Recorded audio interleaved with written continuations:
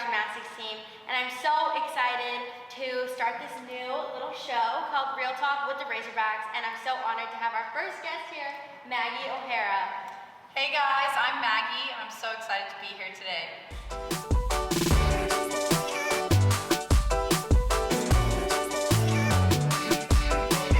So essentially what this show is all about is for you, Razorback Nation, to get to know our team a little bit better and just to get inside their lives, get to know them as people, and I think it'll be really, really fun.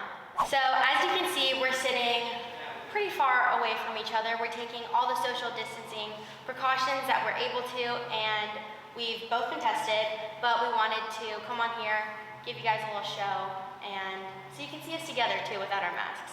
So Maggie is our first guest because she had an outstanding first meet as a Razorback. Do you want to talk a little bit about your first meet and how it went?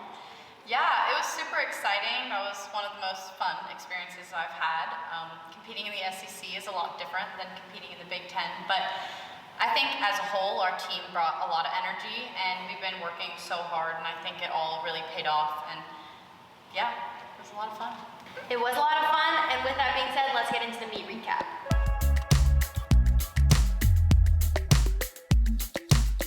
So the Razorbacks started off the meet on bars. Since we were away, we had to start on the uneven bars.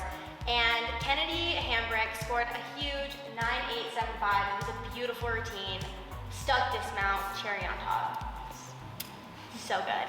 And Maggie, our anchor over here, 9.9, first meet up as a Razorback. What were you thinking in your routine?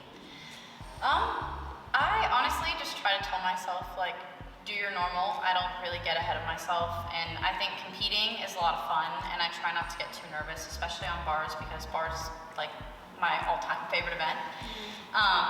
But really just trying to emphasize my handstands and make sure that I was super tight, super clean, and just following one skill after the next. Yeah, it was a beautiful routine. Handstands, lines, absolutely gorgeous, and yeah, that's going to be rewarded here in the SEC. A huge shout out to freshman Jillian Rutz. She was amazing, and her collegiate debut was beautiful, and I can't wait to see more. Yeah, we were all going crazy on the side. Yes, losing it. The energy was awesome. So moving on to the vault, we had two scores of a 9.9. Sarah Schaefer, Amanda Ellswick, absolutely beautiful. Both gorgeous vaults. Sarah's half was just spotless, stuck clean, and then Amanda followed it right up with a huge full, dropped it right in. I mean, we were also losing it on the floor, so yeah, it was pretty awesome.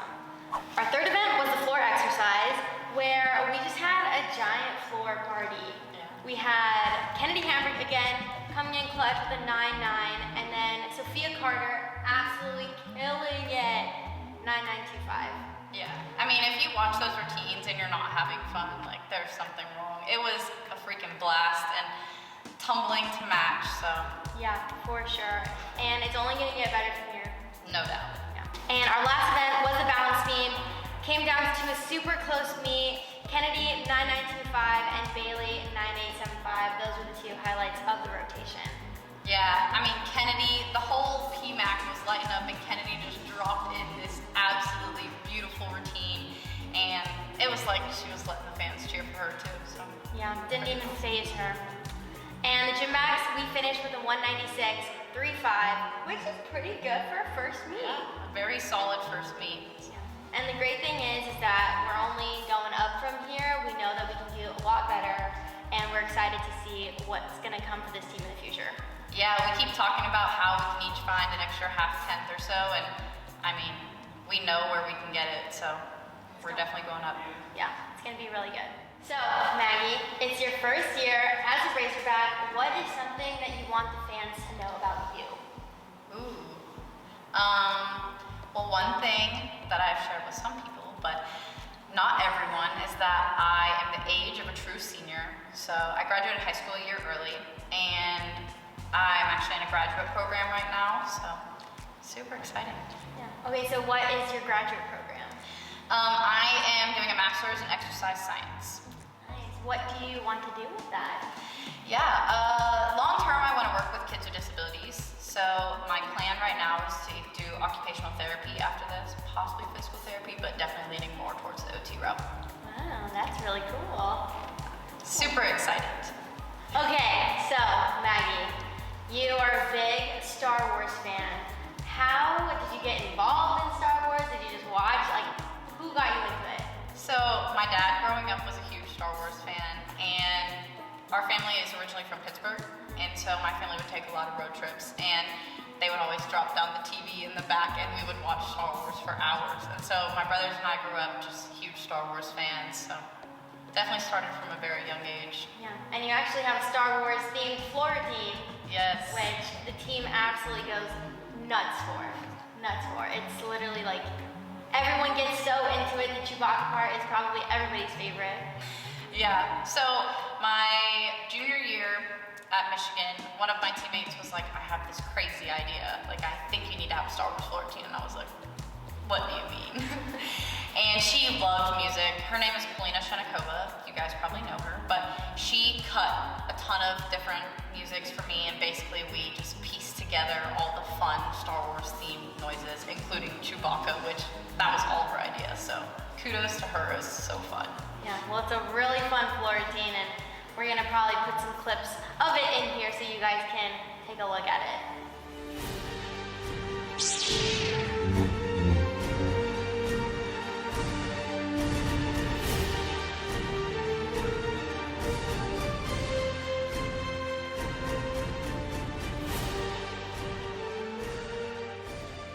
So last question from me.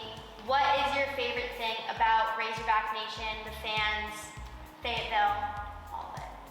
Ooh, all of it. First of all, the fans are incredible. The energy that they bring is just like lights out. Like, it's so stinking fun. Second of all, at the meets, like calling the hogs is just like, we've never had anything like that. So it's so fun to like look up in the stands and do it with everyone. And your parents are all involved. So that just like, it's this, I don't even know how to describe it. It's surreal, but it's a really, really cool feeling. Fayetteville itself is like such a unique place. Like, I never expected it to be what it was. And honestly, Northwest Arkansas in general is beautiful. Like, places to hike and shop and literally anything you can possibly think of. There are so many trails, and it's just, it's incredible. It's a lot of fun. So. Yeah, it is really pretty out here. It has all 4 seasons. Absolutely gorgeous, something that I'm not used to for sure. But it's incredibly beautiful here, 100%.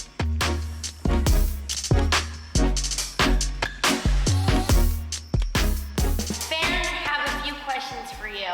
This one is from @AmoBWeaver, and they ask if you could do any other gym backs floor routine, whose would it be and why? Ooh, that one's tough. I think either Sarah Schaefer's or Kennedy's. Kennedy just has like the most fun out on the floor, and she has so many unique little things. And Sarah's is so powerful, and it just makes me feel like, I don't know, I feel like a queen. She's like out there like, look at me. I know.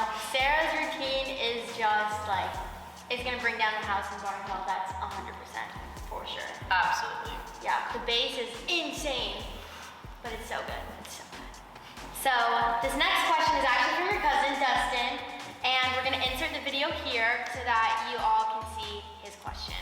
Hi, Maggie. I just want to know what your favorite pregame music is to listen to before the meet to get you hyped up.